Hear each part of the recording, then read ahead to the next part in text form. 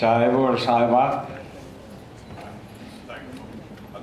کوئی 2.5 مہینے ہوئے کہ ڈاکٹر فاطمہ حسن نے مجھے ایک کتاب پیش کی اور بتایا کہ یہ آپ کو بمبئی سے جاوید صدیقی صاحب نے آپ کے لیے بھجوائی ہے۔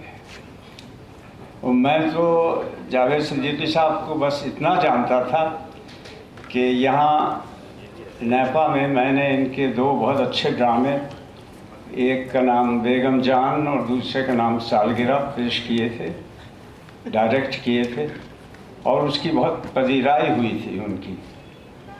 پھر اس کے بعد اس حد تک اس کی تعریف ہوئی کہ ہم وہ کھیل لاہور لے گئے اور علیحدہ علیحدہ وقفوں پر وہاں بھی دکھائے گئے اور بہت پسند کیے گئے۔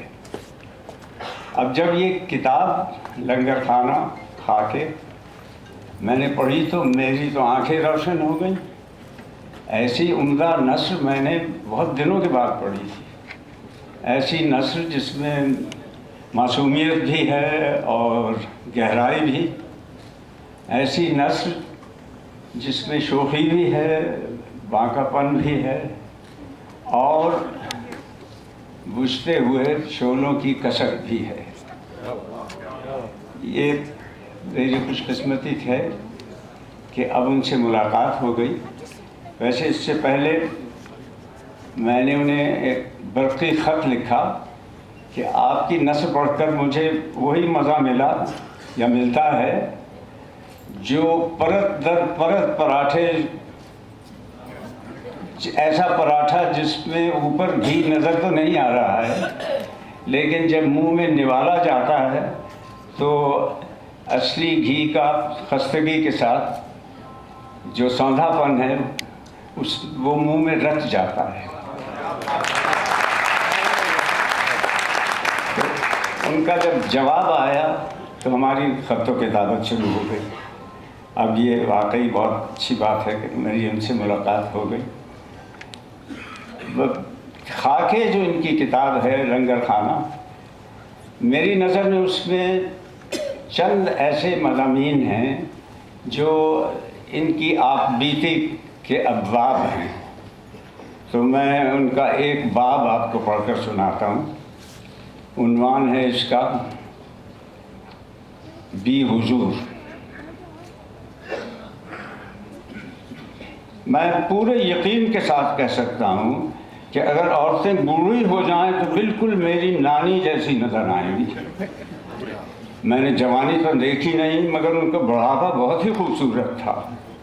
چمپئی گلابی رنگت، سفید بال جو کبھی سنہری رہے ہوں گے اور جن میں کہیں کہیں پرانا سونا چمک جاتا تھا، اونچی ستواں ناک، بہت پتلے پتلے ہونٹ، ہلکے رنگ کی آنکھیں جو کبھی بادامی رنگ کی رہی ہوں گی۔ قامت بھی خاصی تھی، دوسروں کے ساتھ کھڑی ہوتی تو ہمیشہ سربلند نظر آتی۔ مجھے ان کا شجرہ کہیں سے نہ مل سکا ورنہ ان کی خوبصورتی کا راز ضرور معلوم ہو جاتا۔ بس اتنا سنا ہے کہ ایک سید زادے تھے جو کسی دور دیش سے آئے تھے اور انہوں نے پرنانی سے جو ہندوستانی تھیں شادی کر لی تھی۔ کتنی حیرت کی بات ہے کہ نانی کی 4 اولادوں یعنی بیٹیوں اور ایک بیٹے میں سے کسی ایک کا بھی نانی کا رنگ روپ نہیں آیا، کسی ایک میں بھی۔ میں اماں کو اکثر چھیڑنے کے لیے کہتا تھا، اماں بھی بتاؤ تو تم تو اتنی گوری ہو، نانی تو اتنی گوری ہیں، تم سانولی کیوں ہو؟ اور اماں جھیپ کر کہا کرتی تھی، میں اپنے باپ پر گئی ہوں۔ مجھے اپنے نانا کی ایک دھندلی سی تصویر دکھائی دیتی ہے۔ نہایت مختصر سے دبلے پتلے آدمی تھے، رنگ گہرا سانولا تھا اور چھوٹی چھوٹی چمکتی ہوئی آنکھوں کے نیچے ایک بہت ہی اونچی خمدار ناک تھی جسے دیکھ کر لگتا تھا کہ یہ ان کے چہرے کا حصہ نہیں ہے، چہرہ اس کا حصہ ہے۔ میں اپنی نانی کو بھی حضور کہا کرتا تھا، اس لیے کہ ان کے باقی نواسے نواسیاں اور پوتا پاتی اور پوتا پاتی جن کی تعداد ماشاءاللہ 29 تھی، یہی کہا کرتے تھے۔ ان کی اولادیں انہیں امی کہہ کر مخاطب کرتی تھیں، مگر وہ دور دور تک کھڑاؤں والی سیدانی کے نام سے مشہور تھیں۔ کبھی انہوں نے کوئی جوتا چپل نہیں پہنا۔ سنا ہے کہ شادی کے وقت بھی سہاگ کے جوڑے کے ساتھ کھڑاؤں پہن کر سسرال آئی تھی۔ سنا، اور کھڑاؤں بھی ایسی جیسے شری رام پہنتے تھے، جو بعد میں بھرت جی نے جا کر ایودھیا کے سنگھاسن پر رکھ دی تھی۔ کھڑاؤں لکڑی کا ایک ٹکڑا ہوتا ہے جس میں پاؤں تلے دبائے رکھنے کے لیے ایک لٹو جیسا لگا ہوتا ہے، جس کو انگوٹھے اور انگلی کی چمٹی میں دبا کے رکھنا پڑتا ہے۔ پتہ نہیں پرانے سادھو سنت اور ہماری نانی کس طرح اس بے لگام کھڑاؤں کو قبضے میں رکھتے تھے۔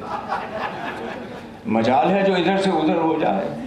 میں نے تو جب بھی کوشش کی منہ کی کھائی۔ ایمانداری کی بات یہ ہے کہ میں نے ان سے کبھی پوچھا ہی نہیں کہ کپڑے تو اچھے پہنتی ہیں، یعنی غرارہ، کرتا اور دوپٹہ، تو پھر اس کے ساتھ یہ کھڑاؤں کیوں کھٹکھٹاتی پھرتی ہیں؟ اگر پوچھتا تو ضرور کوئی کہانی یا دلچسپ وجہ معلوم ہو جاتی، مگر بچپن تھا اور بچپن کام کے سوالات ذرا کم کرتا ہے۔ نانی کھڑاؤں والی سیدانی کے علاوہ اور بھی کئی ناموں سے مشہور تھیں، مثلا اللہ والی سیدانی، بیری والی سیدانی۔ بیری والی اس لیے کہ ان کے لمبے چوڑے آنگن میں بیری کے 8 پیڑ اس طرح کھڑے تھے، اس طرح سر جوڑے کھڑے رہتے تھے کہ سورج ڈھلنے سے پہلے ہی اندھیرا ہو جاتا۔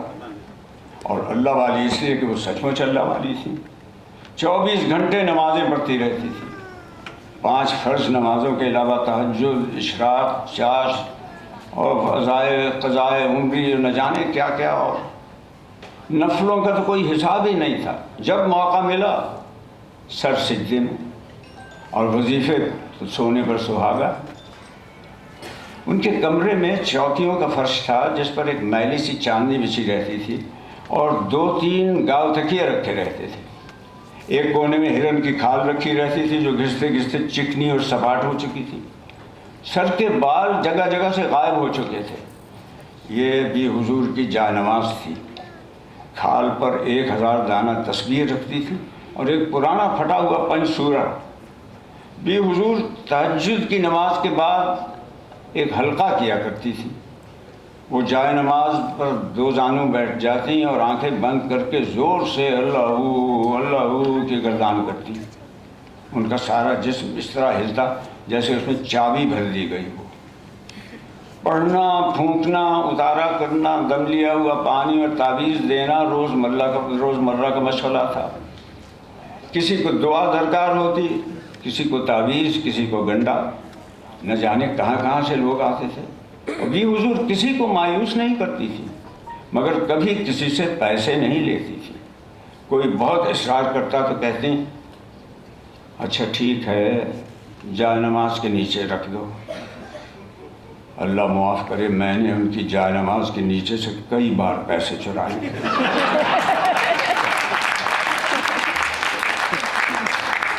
بھی حضور اس طرح جمع ہونے والی رقم کو اپنے اوپر کبھی خرچ نہیں کرتی تھی۔ یہ پیسے ہر سال اجمیر والے خواجہ کے عرس میں جانے کے لیے جمع کیے جاتے تھے۔ ان کا کہنا تھا کہ میں نے 42 برس تک بلا ناغہ خواجہ کے دربار میں حاضری دی ہے، بس ایک دفعہ نہیں جا سکی، اور اس ایک غیر حاضری کا ذمہ دار میں تھا۔ میں ایک زمانے تک انہیں ڈھونگی سمجھتا رہا۔ ان کی کھڑاویں، ان کی اللہ، ان کی جھاڑ پھونک سب ڈرامہ معلوم ہوتی تھی۔ وہ ایک ایسی ایکٹریس نظر آتی تھیں جو اپنے کیریکٹر کے اندر جا کر باہر آنا بھول گئی ہو۔ ان کے کرشموں اور کرامات کی درجنوں کہانیاں مشہور تھیں، بلکہ اب تک ہیں۔ ان کی تعویذوں سے سوکھے پیڑوں میں پھل آ جاتے، وظیفوں سے بانجھ عورتوں کے پاؤں بھاری ہو جاتے، وغیرہ وغیرہ۔ میری ایک خالہ زاد بہن جو تقریباً 80 برس کی ہیں، قسم کھا کر بیان کرتی ہیں کہ نانی کے قبضے میں جنات تھے اور اکثر وہ ان سے ملاقات کے لیے آ جاتے تھے۔ ان کا کہنا ہے کہ انہوں نے اپنی آنکھوں سے بھی حضور کو جنوں سے باتیں کرتے دیکھا اور ان کا حال چال پوچھے دیکھتا۔ یہ الگ بات ہے کہ یہ جن صرف بھی حضور کو دکھائی دیتے تھے، انہیں نہیں۔ میں کبھی کبھی نانی کے گھر جایا کرتا تھا، جبکہ اماں، میرے 3 بھائی اور بہن مستقل وہیں رہتے تھے۔ وجہ یہ تھی کہ مجھے دادی نے پالا تھا اور میں بڑی حویلی میں ان کے ساتھ رہا کرتا تھا، مگر اماں یا دوسرے بہن بھائیوں کو وہاں جانے کی اجازت نہیں تھی، کیونکہ ساس کو بہو کی صورت سے نفرت تھی، اور ابو الگ الگ ایک گھر لینے اور چلانے کی پوزیشن میں نہیں تھے۔ میں جب بھی جاتا نانی ذرا چوکنی ہو جاتی، کیونکہ میں انہیں چھیڑنے، پریشان کرنے کا، مذاق اڑانے کا کوئی موقع ہاتھ سے جانے نہیں دیتا تھا، اور کچھ نہ ملتا تو ایسے بے تکے سوال کرتا کہ وہ تنگ آ کر نماز کی نیت باندھ لیتی یا بڑبڑاتی ہوئی کمرہ بند کر لیتی۔ مجھے ان کا غصے میں تمتماتا ہوا چہرہ اور چڑھی ہوئی ناک کی جھریاں دیکھنے میں بہت مزہ آیا کرتا تھا۔ ان کی دکھتی رگیں بھی بہت سی تھیں، کسی پر بھی لگ جائے تو وہ تڑپ اٹھتی تھی۔ ایک دن میں نے کہا، بھی حضور تمہاری بخشش تو ہو ہی نہیں سکتی، تم تو ہر روز سوال کرتی ہو اللہ کون، اللہ کون۔ بھی حضور کا منہ اور آنکھیں ایسے کھلے کہ بند ہونا بھول گئے۔ جب کانوں پر یقین آ گیا تو گرج کر بولی، کیا بک رہا ہے بد نصیب، میں اللہ والی ہوں، یہ کفر کا کلمہ کیسے بول سکتی ہوں؟ میں نے کہا، تم روزانہ اللہ اللہ کرتی ہو یا نہیں؟ بولی ہاں کرتی ہوں، روز کروں گی، مرتے دم تک کروں گی اللہ۔ میں نے کہا، تمہیں اللہ کا مطلب معلوم ہے؟ مطلب؟ وہ ذرا چکرا گئی، یہ کیا مطلب ہے؟ میں نے کہا، انگریزی میں ہو کے معنی ہیں کون، تو اللہ کے کیا معنی ہوئے، اللہ کون؟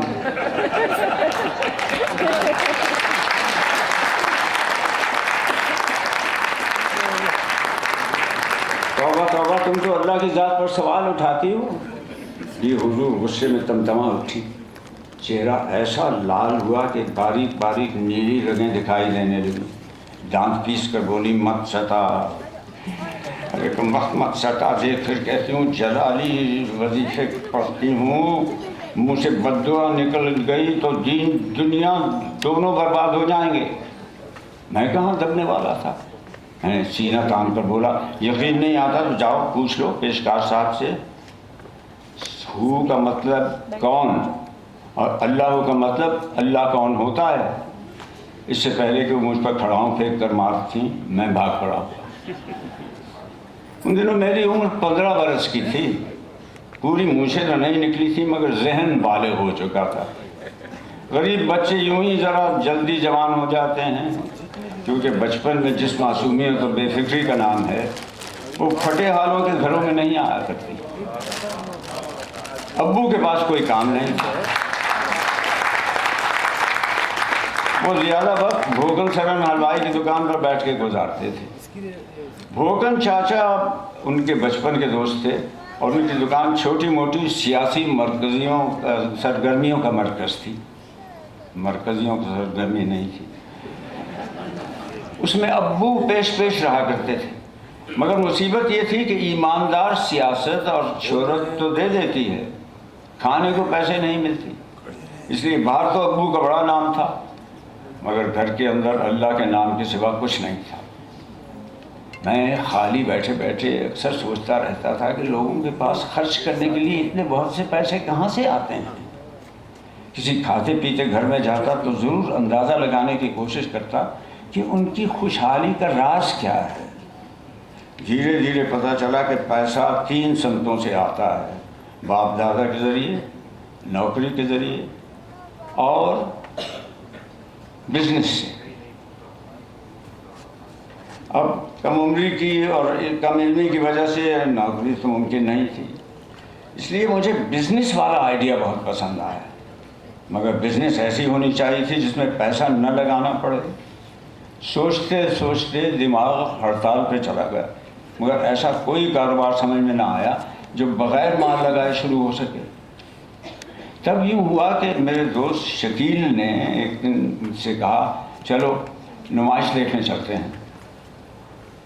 یہ نمائش ایک میلہ ہوا کرتا تھا جو ہر سال شہر کے باہر لگتا تھا اور 15-20 دن تک خوب چہل پہل رہتی تھی۔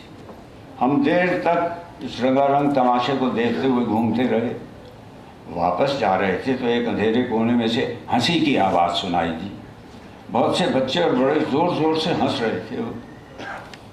غور سے دیکھا تو ایک ٹینٹ جیسا نظر آیا جس میں اندھیرا تھا اور آوازیں اس کے اندر سے آ رہی تھیں. شکیل نے کان لگا کر سنا. یہ کیا چکر ہے؟ جھانک کر دیکھا تو پتہ چلا کہ ایک چھوٹے سے اسکرین پر ٹام اینڈ جیری کی کارٹون فلم دکھائی جا رہی ہے.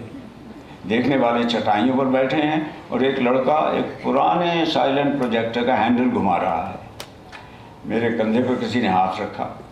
میں نے دیکھا کہ میری عمر کا ایک میلا کچیلا سا لڑکا ہے. بولا 8 آنے نکالو. میں نے پوچھا کاہے کے 8 آنے؟ اگر سنیما دیکھنا ہے نا تو بڑوں کے 4 آنے, بچوں کے 2 آنے. شکیل نے ڈانٹ کر کہا نہیں دیکھنا ہے ہمیں, یہ کوئی سنیما ہے؟ اور ہم دونوں وہاں سے چل دیے. مگر نہ جانے کیوں وہ پروجیکٹر رات بھر میرے دماغ میں چلتا رہا. میں نے خواب دیکھا کہ میں پروجیکٹر چلا رہا ہوں, پردے پہ فلم چل رہی ہے اور گھٹتی بڑھتی روشنی میں سینکڑوں لوگ تالیاں بجا رہے ہیں. سویرے اٹھا تو ایسا لگا جیسے وہ خواب نہیں, خوشخبری تھی. کوئی دھیرے دھیرے میرے کان میں کہہ رہا تھا کہ اس سے زیادہ سستا اور اچھا بزنس تو ہو ہی نہیں سکتا. مجھے یاد آیا کہ احمد بھائی ٹوپی والے کی برابر ایک دکان تھی چھوٹی سی, جس پہ میں نے ایسا ہی ایک پروجیکٹر رکھا دیکھا تھا. اس دکان پر گیا تو حیران ہو گیا. اوپر سے نیچے تک ایسی چیزوں سے بھری ہوئی تھی جن کا ایک دوسرے سے کوئی تعلق ہی نہیں تھا. اوپر سے نیچے تک اس میں دھوپ کے شیشے, مذہبی کتابیں, ایلومینیم کے برتن, بجلی کے پرانے پنکھے اس طرح گل مل کر بیٹھے تھے جیسے رنگ, نسل, ذات اور قبیلے کا کوئی فرق ہی نہ رہ گیا. اسی انبوہ میں 2 پروجیکٹر بھی دکھائی دیے. ان میں سے ایک کے شیشے کی آنکھ چمک رہی تھی, دوسرے کی تھی ہی نہیں, یعنی اس کا لینس ہی غائب تھا. میں دکان کے تختے پر بچھی ہوئی میلی دھبے دار دری پر بیٹھ گیا. میں نے پوچھا وہ پروجیکٹر اس آدمی نے جو ایک پرانی دیوار گھڑی کو کھولے بیٹھا تھا بڑی دلچسپی سے مجھے دیکھا اور پھر آنکھ والا پروجیکٹر اٹھا کر میرے سامنے رکھ دیا. نہ جانے کیوں مجھے اس پروجیکٹر پر بہت پیار آیا. بالکل ایسا لگا جیسے میں اسے برسوں سے جانتا ہوں. پتہ نہیں اس نے کیا کیا تماشے دکھائے ہوں گے دنیا کو. مجھے وہ بڑا اداس سا لگ رہا تھا. رنگ جگہ جگہ سے اتر گیا تھا. لیمپ باکس کا دروازہ کچھ ٹیڑھا ہو گیا تھا. لینس پر دھول بھی جمی ہوئی تھی جو میں نے اپنی انگلی سے صاف کی. میں نے پوچھا یہ چلتا ہے؟ دکان والے نے پروجیکٹر اپنی طرف گھسیٹا, 2 انگلیوں سے ایک چھوٹا سا ہینڈل گھمایا. باہر گھر گھر کی آواز ہوئی اور ایسا لگا جیسے بے جان مشین میں جان آ گئی ہو. فلم دیکھنے آئے ہو تو شام کو آنا, دن کے اجالے میں کچھ نہیں دکھائی دیتا. پتہ نہیں کیوں اس پروجیکٹر کو چھوڑ کر دل نہیں کر رہا تھا. وہ آدمی بڑی دلچسپی سے مجھے دیکھتا رہا. اس کے منہ میں شاید سپاری کا ٹکڑا تھا جسے وہ دھیرے دھیرے چبا رہا تھا اور منہ سے کٹ کٹ کی آوازیں نکال رہا تھا. وہ پھر ایک دم سے کھڑا ہوا. ایک ڈبے میں سے اس نے فلم کا ریل نکالا, ریل کو پروجیکٹر میں چڑھا دیا اور بولا ادھر آنکھ لگا کے دیکھو. میں نے ایک آنکھ بند کی اور دوسری لینس پر لگا دی. آدمی نے ہینڈل گھمانا شروع کر دیا. میرے سامنے 1 انچ بائی 1.25 انچ کا فریم زندہ ہو گیا اور میں جیسے کسی دوسری دنیا میں پہنچ گیا. دلیپ کمار پیانو بجا رہا تھا. نرگس پیانو پر جھکی ہوئی تھی. اس کی سوئی سوئی آنکھیں کسی کو ڈھونڈ رہی تھی. مجھے آواز بھی سنائی دینے لگی, تو کہے اگر, تو کہے اگر. پروجیکٹر رک گیا. پروجیکٹر رک گیا. تصویر تھوڑی دیر تک رہی, پھر وہ بھی ہٹ گئی. میں اس جادو سے باہر نہ آ سکا. ایسا لگ رہا تھا جیسے وہ چلتی پھرتی تصویریں میری رگوں میں چل رہی ہیں. اس آدمی نے جس کا نام رفیق بھائی تھا ریل نکالتے ہوئے کہا ایک دم فرسٹ کلاس کنڈیشن میں ہے. میں نے بڑے ادب سے پروجیکٹر کو دیکھا اور دھیرے سے پوچھا اس کی قیمت کیا ہے؟ بولا 1000 روپے۔ اس نے ذرا زور سے کہا اور پروجیکٹر کو اٹھا کر اس کی اصل جگہ پہ رکھ دیا۔ مجھے اتنا اندازہ تو تھا کہ وہ کوئی بڑی سی رقم بولے گا، مگر 1000 روپے بولے گا، یہ تو میں سوچ ہی نہیں سکتا تھا۔ تب تک میں نے 1000 روپے بس ایک بار دیکھے تھے۔ رشتے کی ایک پھوپھی پاکستان سے آئی تھیں اور پاکستانی روپے دیکھ کر ہندوستانی روپے لے رہی تھیں، تو 1000 کا ایک نوٹ نیچے گر گیا تھا، گہرے نیلے رنگ کا بڑا سا نوٹ جس پر سفید حروف میں موٹا موٹا لکھا تھا 1000۔ میں نے اٹھا کر انہیں لے لیا۔ کاش وہ نوٹ اس وقت میرے پاس ہوتا۔ میں نے ہمت کر کے پوچھا کیا بات کرتے ہو، اس ٹوٹے پھوٹے پروجیکٹر کے 1000 روپے کون دے گا؟ وہ بولا نیا 10,000 کا ملتا ہے، جرمن ہے جرمن، یہ چیزیں اب ملتی کہاں ہیں؟ اس نے اپنی دیوار گھڑی اپنی طرف گھسیٹی اور اس پر جھک گیا۔ میں نے بولا ٹھیک ٹھیک بول بتاؤ کیا لوگ ہیں؟ کہنے لگا چلو 900 دے دینا بس۔ میں نے کہا آخری بات ہے؟ بولا آخری بات۔ میں بہت دیر تک بیٹھا رہا، اس نے بالکل میری طرف سر اٹھا کر بھی نہیں دیکھا۔ میں نے ایک آخری نظر پروجیکٹر پر ڈالی اور چل دیا۔ 900 روپے۔ میں اپنے دل میں ہنسا کہ چلو ہٹاؤ کچھ اور بزنس کریں گے، مگر سوچ تو جیسے پروجیکٹر کا ریل بن گئی تھی، اتر ہی نہیں رہی تھی۔ شکیل نے میری اسکیم کو سنا تو اچھل پڑا، یار یہ تو کمال کا آئیڈیا ہے یار، مگر فلم دکھائیں گے کہاں؟ اس کے لیے تو کوئی کمرہ یا دکان لینی پڑے گی۔ میں نے بتایا کہ نانی کے گھر کا پچھلا دروازہ جو گلی میں کھلتا ہے دوہرا ہے، یوں سمجھو کہ ایک لمبی سی کوٹھڑی ہے، اس میں کچھ کباڑ رکھا ہے، اس کباڑ کو نکال دیا جائے تو 15-20 آدمی آرام سے بیٹھ سکتے ہیں۔ شکیل جوش میں آ کر کھڑا ہو گیا، پھر تو کوئی مسئلہ ہی نہیں ہے یار۔ مگر جب اس نے پروجیکٹر کی قیمت سنی تو سارا جوش ختم ہو گیا۔ بہت دیر تک مجھے گھورتا رہا، پھر دھیرے سے بولا 900 روپے، ارے باپ رے۔ ایسا نہیں ہے کہ اس کے لیے 900 یا 1000 روپے کوئی بڑی رقم تھی۔ اچھے گھر کا بیٹا تھا، باپ کا کاروبار بھی اچھا چلتا تھا، اس گھر میں شکیل کے علاوہ کسی نے فلم نہیں دیکھی تھی۔ ایسی جگہ سے سنیما چلانے کے لیے پیسے مانگنے کا سوال ہی پیدا نہیں ہوتا تھا۔ شکیل کے پاس 300 روپے جمع تھے جو وہ ہر وقت دینے کے لیے تیار رہتا تھا، مگر 300 سے کیا ہوتا تھا؟ وہ پروجیکٹر میرے حواس پر اس طرح چھا گیا تھا کہ ہر وقت ہر دفعہ ہر طرف دکھائی دیتا تھا۔ جب بھی وقت ملتا میں رفیق کی دکان پر چلا جاتا، ادھر ادھر کی باتیں کرتا اور حسرت سے پروجیکٹر دیکھتا رہتا۔ رفیق تیز آدمی تھا، 2-4 دن ہی میں سمجھ گیا کہ چکر کیا ہے۔ ہنس کے کہنے لگا اتنی محبت تو کسی لانڈیا سے بھی نہیں کرتا جتنی تمہیں اس مشین سے ہوتی ہے، مگر تم اپنی لانڈیا کا ہاتھ میرے ہاتھ میں دینے کے لیے تیار ہی نہیں ہو۔ وہ بہت زور سے ہنسا، اسے میرا جواب پسند آیا تھا، تو وہ میری طرف جھکا اور آواز دبا کر بولا اچھا تم بتاؤ تمہارے پاس کتنے پیسے ہیں؟ میں نے کہا میرے پاس تو ایک پیسہ بھی نہیں، ایک دوست کے پاس 300 ہیں بس۔ ارے 5 کی تو میری خریدی ہے، 300 میں کیسے دے دوں گا؟ میں نے کہا اچھا تو 500 لے لو، سمجھو کوئی نفع نہیں ہوا۔ مختصر یہ ہے کہ بہت منانے پرچانے اور خوشامد کرنے پر وہ ظالم 600 روپے میں راضی ہو گیا، ایک پروجیکٹر اور اس کے ساتھ مکی ماؤس کی ایک ریل دینے پر۔ شکیل نے اسی شام 300 روپے لا کر مجھے میرے پاس رکھ دیے، مگر شرط یہ رکھی کہ اگر اسے لوٹانے کی بات کی تو دوستی ختم ہو جائے گی۔ اب سوال یہ تھا کہ باقی 300 کہاں سے لائے جائیں۔ دماغ پر بہت زور ڈالا مگر کسی کوئی صورت نظر نہ گئی۔ میں نے رفیق سے 15 دن کا وقت لیا تھا، اب وہ ان منٹوں کے حساب سے بکھرتے جا رہے تھے۔ میرے سارے ارادے سارے خواب صرف 300 روپے دور تھے، مگر یہ 300 روپے کتنی دور تھے؟ اس کا جواب وہ پیاسا ہی جان سکتا ہے جو صحرا میں پھنس گیا ہو۔ میری بے چینی اور بےتابی کا یہ عالم تھا کہ راتوں کو اٹھ اٹھ کر بیٹھ جاتا تھا اور چاروں طرف دیکھتا تھا کہ گھر میں شاید کوئی چیز نظر آ جائے جسے بیچ کر پیسے حاصل کیے جا سکیں، مگر وہاں اندھیرے اور ننگی دیواروں کے ساتھ علاوہ تھا کیا؟ اماں کو ساری کہانی معلوم تھی، انہیں مجھ سے ہمدردی بھی تھی۔ ایک دن مجھے بہت اداس دیکھ کر کہنے لگی، تو بھی حضور سے کیوں نہیں مانگ لیتا؟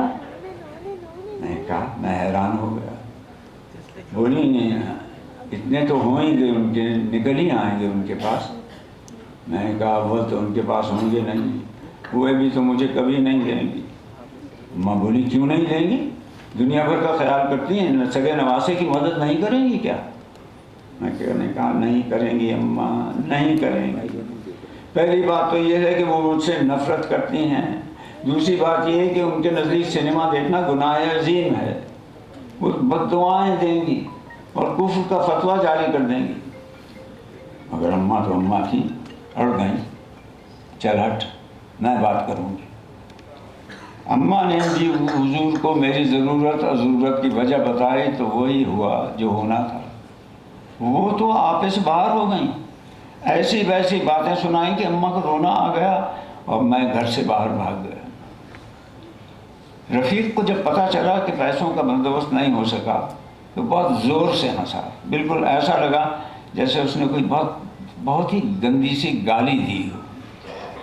مجھے معلوم تھا کہ یہ کھیل تمہارے بس کا نہیں ہے۔ میں دیر تک حسرت سے اس پروجیکٹر کو دیکھتا رہا کہ چلا آیا۔ بھی حضور کے لیے میری نفرت کچھ اور بڑھ گئی۔ وہ چاہتی تو کسی سے مانگ کر بھی دے سکتی تھیں، مگر انہیں تو اپنا مذہبی ڈھونگ دکھانا تھا، اس لیے جان بوجھ کر میری مدد نہیں کی تھی۔ چونکہ اماں وہاں رہتی تھیں اس لیے ان کے گھر جانا ہی پڑتا تھا۔ جتنی دیر میں وہاں ٹھہرتا انہیں گھورتا رہتا یا تانے مارتا رہتا۔ ایک دن وہ کسی عورت کو محنت کے فائدے سمجھا رہی تھیں کہ کلام پاک میں لکھا ہے کہ جو لوگ اپنی مدد آپ کرتے ہیں ان کی مدد اللہ کرتا ہے۔ مجھ سے رہا نہ گیا، میں نے کہا، اللہ مدد تو کرتا ہے، بندے کسی کی مدد نہیں کرتے، خالی نصیحتیں کرتے ہیں۔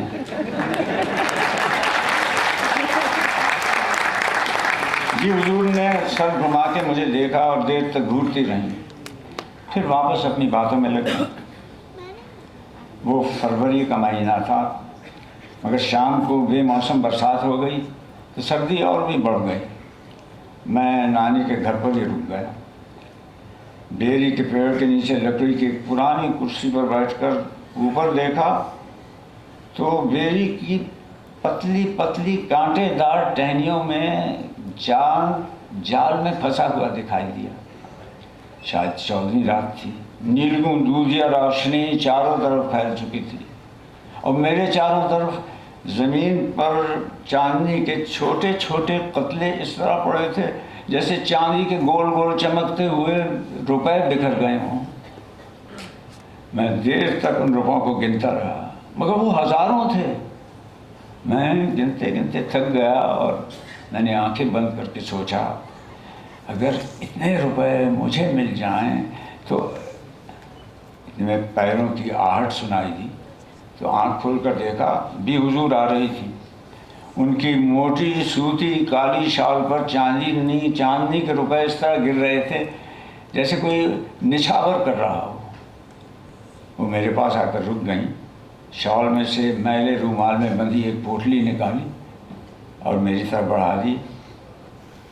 تجھے 300 روپے چاہیے تھے، یہ پورے 300 ہیں۔ میں انہیں دیکھتا رہ گیا، بہت کوشش کی کہ کچھ بولوں مگر آواز ہی نہیں نکلی، کوئی چیز گلے میں پھنس کر رہ گئی تھی۔ پتہ نہیں وہ آواز تھی، الفاظ تھے یا شرمندگی تھی۔ بولی، ویسے اتنی مہربانی کرنا، میرے گھر کو سنیما گھر نہ بنانا۔ انہوں نے پوٹلی میری گود میں ڈالی، سر پر ہلکے سے ہاتھ پھیرا اور چلی گئیں۔ دوسرے دن سویرے جب میں رفیق کی دکان پر جا رہا تھا تو اماں نے بتایا کہ بھی حضور نے اجمیر شریف جانے کے لیے جو پیسے جمع کیے تھے وہ دے دیے گئے ہیں، ان کے ساتھ جانے والے جا چکے ہیں، مگر وہ خواجہ کے سلام کو حاضر نہیں ہوں گی۔ اس بات کا اثر دل پر تو بہت ہوا، اڑتے ہوئے پیر بھی رک گئے، کیونکہ بے حضور اجمیر جانے کا کرایہ اور وہاں 10 دن ٹھہرنے کا خرچہ سال بھر تک جمع کرتی رہتی تھی، واپس آ کر مہینوں چہکتی رہتی اور اگلے سال کے خواب دیکھتی رہتی۔ میری وجہ سے ان کا برسوں کا پرانا سلسلہ ٹوٹ گیا۔ افسوس تو بہت ہوا، لیکن دل کی آواز نے حوصلہ دیا، ارے بھی حضور پروجیکٹر آنے دیجئے، اگلے سال اجمیر شریف کا سارا خرچہ میں اٹھاؤں گا۔ دکان پر پہنچ کر میں نے 600 روپے رفیق کے سامنے رکھ دی اور کہا پروجیکٹر کہاں ہے، نکالو۔ رفیق نے 2-3 بار مجھے اور نوٹوں کو دیکھا اور بولا وہ تو بک گیا۔ بک گیا؟ مگر تم نے تو وعدہ کیا تھا رفیق بھائی، 15 دن کا وعدہ کیا تھا، مہینے سے اوپر ہو چکا ہے۔ رفیق سچ بول رہا تھا، میں کر ہی کیا سکتا تھا۔ 600 روپے کا بوجھ اٹھائے اس خالی جگہ کو دیکھتا رہا جہاں پہلے پروجیکٹر رکھا رہتا تھا، اور اب ایک بند گھڑی نظر آ رہی تھی۔ دکان سے واپسی پر میں شکیل سے ملا، اس کے 300 روپے شکری کے ساتھ واپس کر دیے۔ بے حضور چوکی پر دوزانو بیٹھی وظیفہ پڑھ رہی تھی، ان کی آنکھیں بند تھیں اور سر ہل رہا تھا۔ میں نے ان کے نوٹ اسی میلے رومال میں لپیٹ کر جا نماز پر رکھے اور آنسو پوچھتا ہوا باہر نکل گیا۔ آج برسوں بعد جب میں انہیں یاد کرتا ہوں تو یہی خیال آتا ہے کہ اگر پھولیں پوری ہو جایا کرتی تو بالکل بے حضور جیسی نظر آتی۔